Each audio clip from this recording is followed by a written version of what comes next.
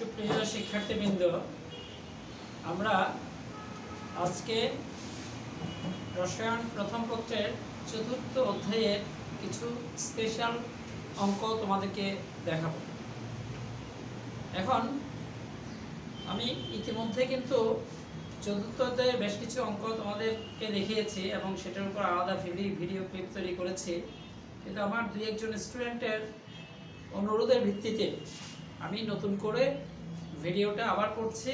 এবং সেটা হচ্ছে, প্রশ্নটা এই ধরনের যে যখন আমি দুইটা পাত্রে যে বাফার দ্রবণ তৈরি করার জন্য দুইটা দ্রবণ নিব, তখন দ্রবণের ঘনমাত্রাটা যদি ভিন্ন ভিন্ন হয়, সেই ভিন্ন ঘনমাত্রার দ্রবণের ক্ষেত্রে কিভাবে আমরা পিএইচ নির্ণয় করব, মানে বাফার দ্রবণের অর্থাৎ পিএইচ নির্ণয় করার ক্ষেত্রে যদি দুইটা পাত্রের ঘনমাত্রা দুই রকম হয়, তাহলে সেক্ষেত্রে আমরা কিভাবে অঙ্কগুলো করব সেটাই আমরা আজকে লেকচারে দেখাবো। তাহলে দেখো, আমি ধরো একটা পাত্রে নিলাম অ্যাসিটিক অ্যাসিড CH3COOH এবং দেওয়া আছে সেটা 70 ml 0.2 মোলার।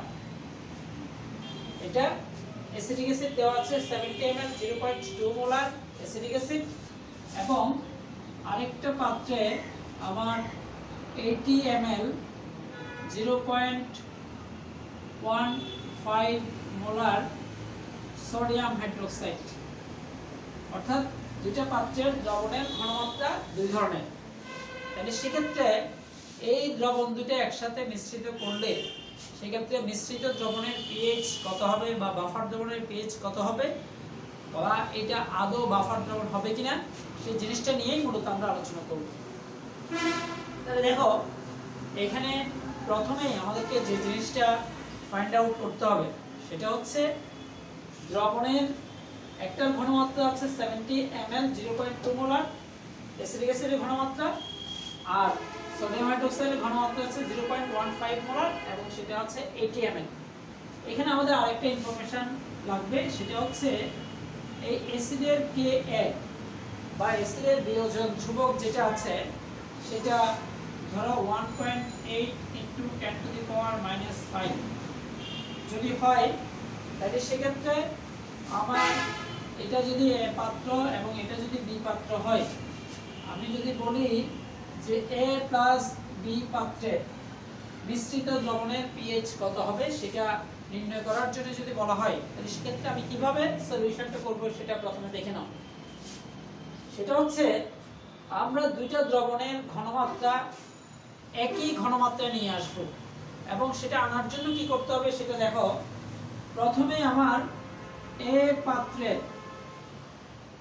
তাহলে এ পাত্রে যেটা আছে 70 ml 0.2 মোলার দ্রবণ, এটা ইকুয়ালস 70 × 0.2 এত ml 1 মোলার এই যে অ্যাসিটিক অ্যাসিড আছে, সেই হিসেবে আমরা অ্যাসিটিক অ্যাসিড লিখতে পারি।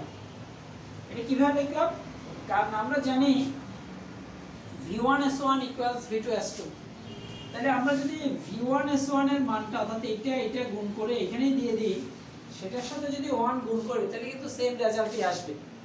তাহলে সেম রেজাল্ট আসলে তাহলে 70.2 গুণ করলে তাহলে সেটা হবে 14 ml 1 molar acetic acid CH3COOH।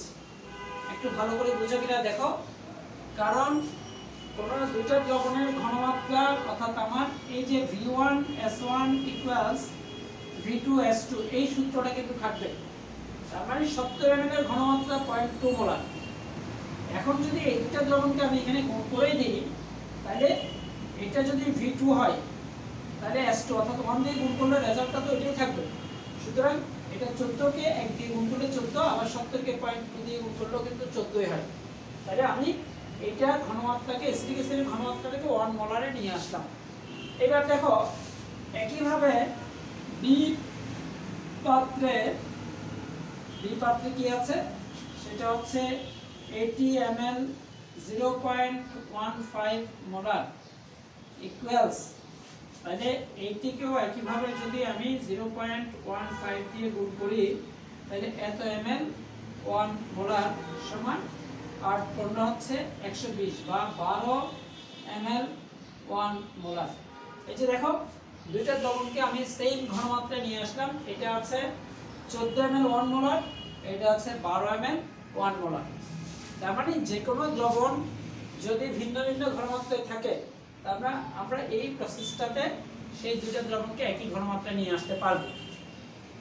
তাহলে এবার একটু খেয়াল করে দেখো, আমরা যখন দুইটাকে একই ঘনমাত্রায় নিয়ে আসলাম, এইবার আমাদের কাজ শুরু। আমরা এই অংশটা মুছে দিচ্ছি। এবার আমাদের জানা আছে একটা হচ্ছে 14 ml 1 মোলার আর একটা হচ্ছে 12 ml 1 মোলার। এইবার আমরা এই দুইটা দ্রবণকে যখন একসাথে মিশ্রিত করব তখন আমার বিক্রিয়া যেটা হবে CH3COOH প্লাস সোডিয়াম হাইড্রোক্সাইড, এটা বিক্রিয়া করলে CH3COONA প্লাস H2O অর্থাৎ এটা উৎপন্ন করবে। তাহলে দেখো যেই দ্রবণের ঘনমাত্রাটা আমি চেঞ্জ করে 1 মোলার নিয়ে আসলাম, সেটাতে এইটা আছে 14 ml 1 মোলার আর এটা আছে 12 ml 1 মোলার, এবং প্রাথমিক অবস্থায় এটা কিন্তু 0 অবস্থায় আছে, কারণ এটা আমরা এখনো বিক্রিয়া করিনি। এবার খেয়াল করে দেখো, আবার এটা 14 ml 1 মোলার, এটা 12 ml 1 মোলার। এবার আমরা খেয়াল করব সেটা হচ্ছে এটা 1 মোলের সাথে যেহেতু 1 মোল বিক্রিয়া করে এবং ঘনমাত্রা দুইটার সেম আছে, সুতরাং এখানে যেটা লিমিটিং বিক্রিয়ক হবে অর্থাৎ যেটা পুরোপুরি বিক্রিয়া করবে সেটা হচ্ছে সোডিয়াম হাইড্রোক্সাইডটা।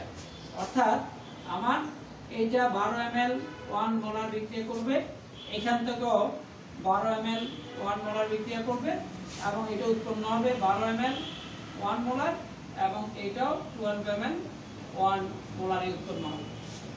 তাহলে খেয়াল করো, আমাদের এই দুইটা অর্থাৎ একই সমপরিমাণ পদার্থ বিক্রিয়া করে এটা 1 মোল বিক্রিয়া যেহেতু উৎপন্ন হয়, সুতরাং এটা 12 ml 1 মোলার, এটা 12 ml 1 মোলার উৎপন্ন হবে। তাহলে ফাইনালি আমাদের এখন অ্যাসিটিক অ্যাসিড ছিল 14 ml 1 মোলার, তার মধ্যে 12 ml 1 মোলার বিক্রিয়া করে ফেলছে, সুতরাং এটা 2 ml 1 মোলার থাকবে আর এটা হবে 0, আর এটা উৎপন্ন হবে এটা উৎপন্ন হবে এটা, অর্থাৎ এগুলো যা উৎপন্ন হবে সেটা ঠিক থাকবে। মাঝখান থেকে আমাদের দেখো এখন অর্থাৎ ক্ষারটা সম্পূর্ণ বিক্রিয়া করে শেষ হয়ে গেছে, এখানে কোনো ক্ষার অবশিষ্ট থাকবে না।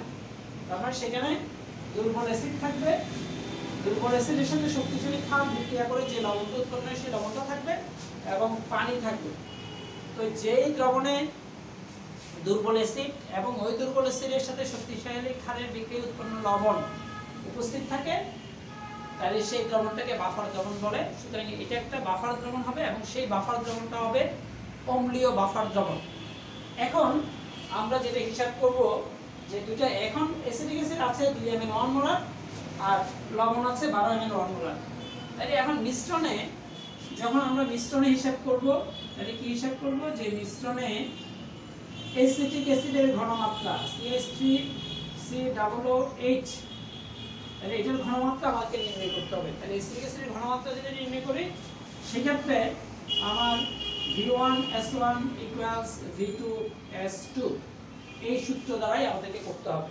দেখো খেয়াল করো, আমাদের এখানে V1 এর মান হচ্ছে 2 ml 2 ml হচ্ছে ইকুয়ালস V1 এর মান আর 1 মোলার হচ্ছে S1 এর মান।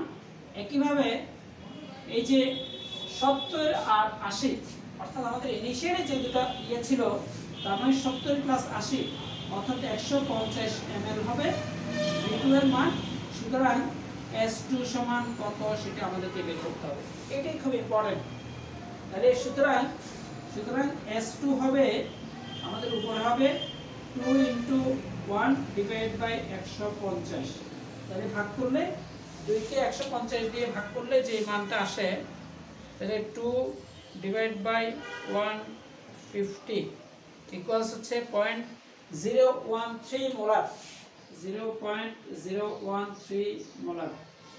এটা গেল আমাদের অ্যাসিটিক অ্যাসিডের ঘনমাত্রা। একইভাবে আমরা যখন লবণের ঘনমাত্রা নির্ণয় করব CH3COONA, এটার ঘনমাত্রা নির্ণয়ের ক্ষেত্রে তাও V1S1 সমান V2S2। তাহলে দেখো এখানে V1 হবে আবার 12 × 1, তার মানে সুতরাং S2 সমান, এবার দেখো V2 কিন্তু আমাদের এখানে এই 70 আর 80 যোগ করলে তাহলে 150, আর এটা যেহেতু 12 ml 1 মোলার আছে তাহলে V1S1 এর মান হচ্ছে 12 × 1, তাহলে 12 × 1 ডিভাইড বাই 150, এবং সেই মানটা দাঁড়ায় অর্থাৎ 12 ডিভাইড বাই 150, তাহলে ইকুয়ালস 0.08, 0.08। এখানে 0.013 মোলার আসছে আর এখানে আসছে 0.08 মোলার। এখন আমাদের যেহেতু লবণের ঘনমাত্রা পেয়ে গেছি আর অ্যাসিডের ঘনমাত্রা পেয়ে গেছি, সুতরাং আমরা এখন যেটা হিসাব করব, সুতরাং বাফার দ্রবণের ঘনমাত্রা, বাফার দ্রবণের pH, সুতরাং pH equals pKa plus log লবণ বাই অম্ল। লবণ হচ্ছে CH3COONA এবং অম্ল হচ্ছে CH3COOH।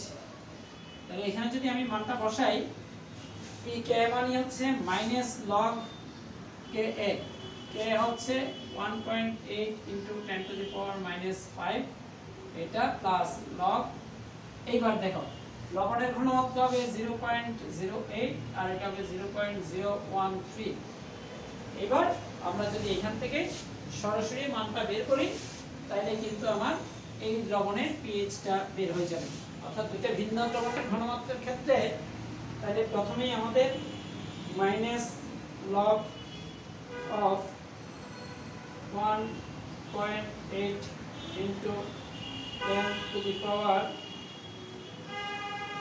10⁻⁵, তাহলে